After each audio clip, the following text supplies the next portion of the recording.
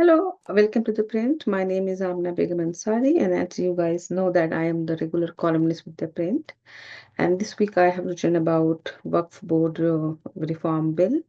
So the land is mostly described as Allah's property, meant to serve a higher purpose, and in a practical term, serve people. That's the principle it rests on.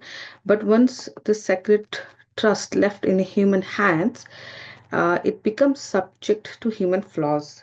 History has repeatedly shown how the invocation of the God's name doesn't always lead to compassion of collective good, but to justify negligence, power plays, or even profit. So the story of Waqf Board in India follows the same familiar pattern. Lands that were donated with the intention of serving community have too often ended up as a case studies in corruption, poor governance, and system failure. In practice, the management of the Waqf properties has largely remained in the hand of the Shraf Muslim or elite Muslim, with little to no representation from the wider community, especially the Pasmanda and economically weaker section, who make up the majority of Indian Muslims, despite being intended as a resource for collective upliftment of most ordinary Muslim. They have no say in the management of this Waqf board property. If we go by the such a committee, which is set up in 2005 by UP government to examine the status of Muslims in India, that even report recognized the gap, and report submitted in 2006 highlighted the revenue generated by the Waqf board were disproportionately low compared to the vast asset under their control. The committee estimated that with proper reform and efficient use, Waqf land could potentially generate rupees 12,000 crore annually compared to the current estimated revenue of only around rupees 2,200 crore per annum. So this difference doesn't just signal mismanagement; it also point out possibility of corruption, the system that could have supported school, community, and homes, but remains stuck in administrative neglect and failures. So, under the Waqf Act of 1995, in encroachments were to be dealt with under Section 54, which laid out legal procedure of removing illegal occupant of work for property. However, such a committee report highlighted that not only was the revenue generation from work properties was alarming low, but encroachment was a persistent and growing challenge.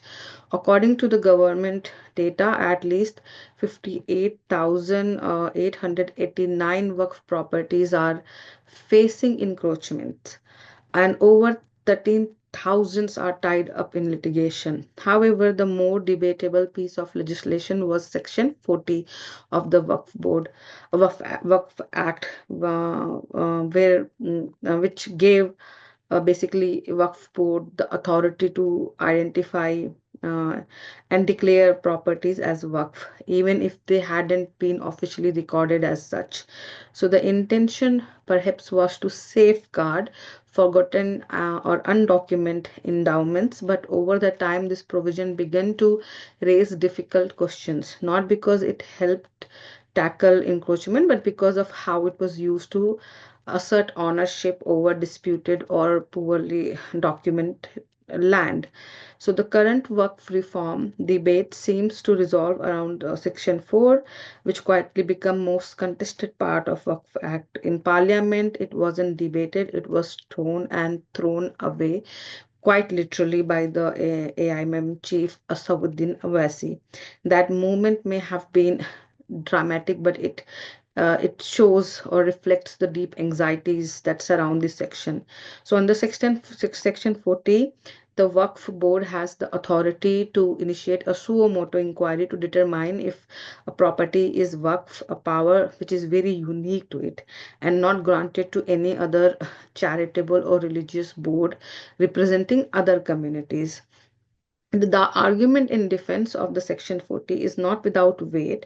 Many work properties were gifted informally, used communally, or simply never documented, especially during colonial time, when records were often patchy or non-existent.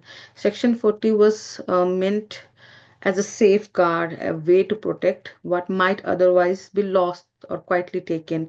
But here's where the tension begins to show. The Waqf Board is not a court, and yet it is allowed to make a serious declaration, one that affects the legal status of property. Yes, the decision can be challenged, but the onus falls entirely on the other party, often individuals with far fewer resources or awareness to take the fight to the High Court. So, handling such a powerful tool to a religious charity body isn't a small thing. And while the power is handed over with good intention, it entirely depends on how it used. When applied with the care, Section 40 can do what it meant to, but protect properties that might otherwise disappear from the community's grasp. But when used carelessly or worse politically, it starts to feel deeply unfair. To me, the removal of Section 40 doesn't feel like an attack on work, it feels like a necessary course correction. Stripping away undue power isn't the same as weakening an institution. Sometimes it's the only way to bring it back to the purpose. However, one thing I still don't fully understand, why even propose appointing non-Muslim to the Waqf board? It being presented as a move toward inclusivity, maybe even transparency, but no other religious or community trust I know of has such a provision.